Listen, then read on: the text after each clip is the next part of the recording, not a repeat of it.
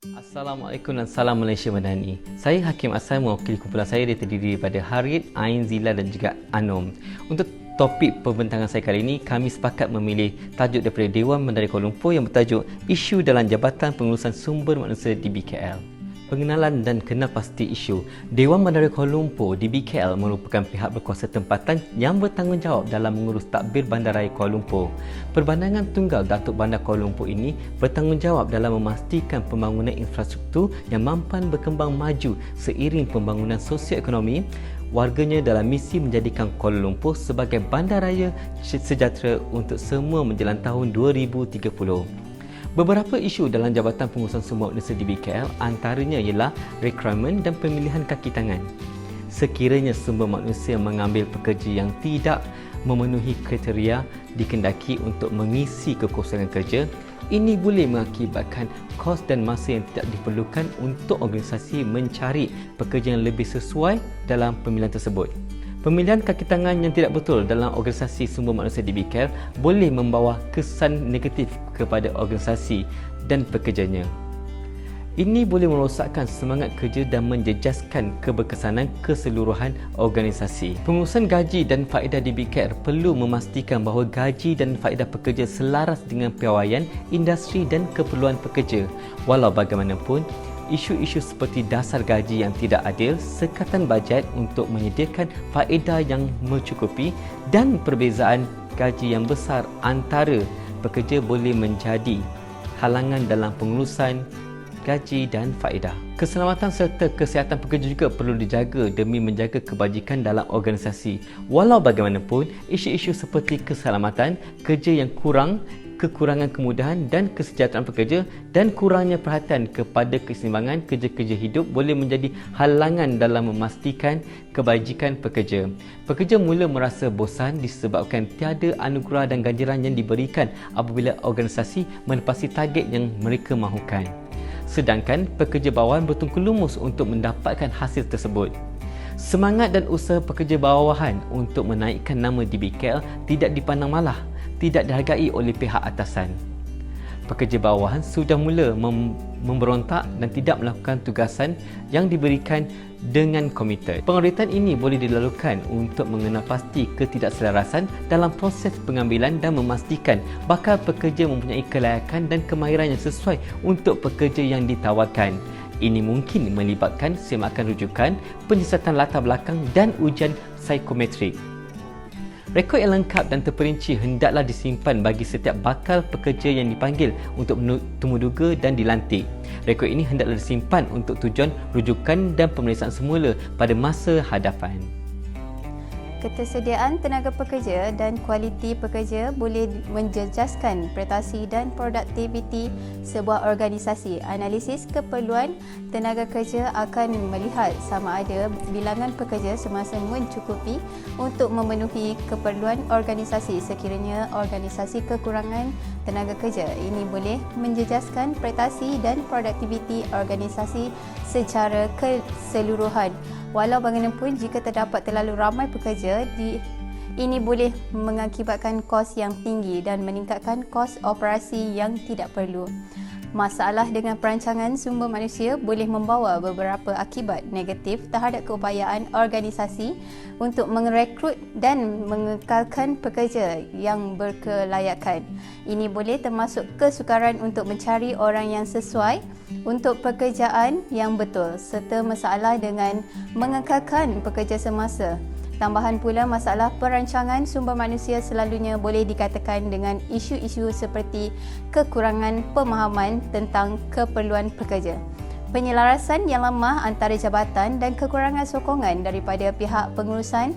Hubungan antara pekerja dan pengurusan boleh menjejaskan produktiviti sesebuah organisasi. Beberapa masalah yang boleh timbul daripada perhubungan ini ialah kekurangan komunikasi, ketidakpuashati pekerja dan dasar pengurusan yang tidak adil. Masalah ini boleh mendatangkan akibat negatif seperti penurunan produktiviti dan motivasi serta boleh mengganggu kerja berpasukan. untuk memperbaiki keadaan adalah disyorkan untuk meningkatkan komunikasi, meningkatkan ketelusan dasar pengurusan dan menyediakan peluang latihan dan pembangunan untuk pekerja. Kaedah menganalisis data. Data seperti bilangan pekerja, kadar ketiadaan, kadar peralihan pekerja dan hasil tinjauan kepuasan pekerja boleh digunakan untuk menganalisis isu-isu dalam Jabatan Pengurusan Sumber Manusia. Analisis data boleh membantu untuk mengenal pasti corak dan trend yang berlaku dalam organisasi. Punca-punca isu berkaitan boleh dikenal pasti melalui temu bual dengan pihak berkepentingan. Proses ini melibatkan pemeriksaan dasar, prosedur dan amalan semasa serta mengumpul maklumat daripada pihak berkepentingan lain. Oleh itu, penting untuk membuat kajian terlebih dahulu untuk memahami apa masalahnya. Data perlu dianalisis untuk menjelaskan kesan isu pengurusan sumber manusia terhadap pelbagai hasil organisasi seperti prestasi kaki tangan, kos operasi, keuntungan dan kadar pusing ganti pekerja. Selepas menilai kebolehan sesuatu penyelesaian yang dicadangkan, pengurus DBKL perlu mengambil tindakan untuk menyelesaikan isu berkaitan pengurusan sumber manusia.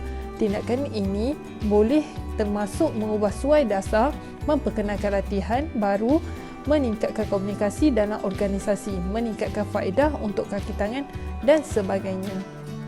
Pelaksanaan universiti yang berkesan. Struktur rangkaian sesebuah organisasi boleh membantu untuk mengarah dan memfokuskan usaha intervensi dengan menyediakan peta perhubungan yang jelas antara ahli organisasi dan cara keputusan dibuat, tanggungjawab diatur. Pasukan intervensi yang terdiri daripada ahli yang pelbagai dengan kepakaran yang diperlukan boleh mengukuhkan usaha intervensi.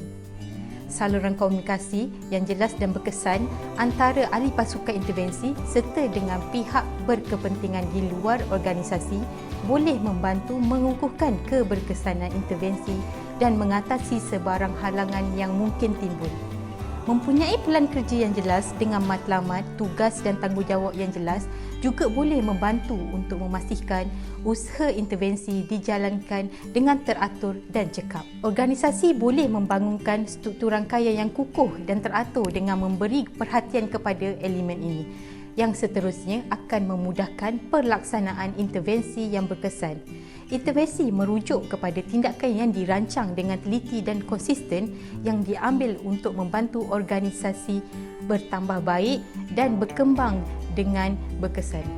Matlamat utama campur tangan adalah untuk mencabar status quo organisasi, memecahkan kebuntuan yang menghalangnya daripada menjadi lebih berkesan.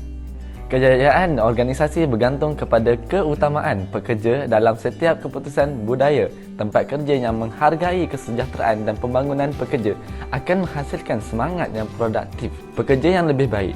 Jabatan Pengurusan Sumber Manusia DBKL harus meningkatkan ketelusan untuk memastikan semua pihak berkepentingan sedar tentang keputusan yang dibuat yang memberi kesan kepada mereka. Organisasi harus berusaha untuk meningkatkan ketelusan dalam semua aspek perniagaan mereka. Ini akan membantu membina kepercayaan pekerja dalam mewujudkan budaya di mana pekerja berasa selesa membincangkan masalah dan cabaran yang mereka hadapi. Organisasi harus menggalakkan inovasi dalam setiap aspek perniagaan mereka untuk meningkatkan prestasi keseluruhan mereka. Dengan memberi peluang kepada mereka untuk berinovasi dan mencipta produk dan perkhidmatan baru, organisasi boleh mengukuhkan kedudukannya dalam pasaran. Organisasi harus mengambil tindakan untuk meningkatkan kemampanan mereka untuk mengurangkan kesan alam sekitar dan meningkatkan tanggungjawab sosial. Dengan menjadi lebih mampan, organisasi boleh meningkatkan reputasi mereka dan mengurangkan risiko jangka panjang. Kesimpulannya, organisasi yang mementingkan kualiti akan memastikan pelanggan berpuas hati dengan produk dan perkhidmatan yang mereka terima. Mereka akan memilih dan melantik pekerja yang sesuai dengan keperluan organisasi dan kadang-kala perlu melonggarkan syarat dan prosedur supaya pelanggan boleh membuat pilihan yang terbaik. Pekerja harus diberi kuasa untuk menyelesaikan masalah dengan segera dan harus mahir dalam mendengar serta memahami keperluan mereka. Adalah penting bagi organisasi untuk mendengar semua aduan pekerja supaya mereka boleh mengambil tindakan yang sewajarnya. Menubuhkan unit untuk menangani isu ini secara profesional boleh membantu mewujudkan tahap kepuasan pekerja yang tinggi. Organisasi juga harus mendidik pekerja tentang cara menyediakan pengalaman pelanggan yang positif. Oleh itu, pelbagai kaedah pembangunan organisasi akan dilaksanakan di pelbagai peringkat di DBKL demi meningkatkan kecekapan dan keberkesanan sistem organisasi DBKL. Usaha-usaha ini harus berterusan untuk mengikuti perubahan dinamik dalam persekitaran yang berkualiti.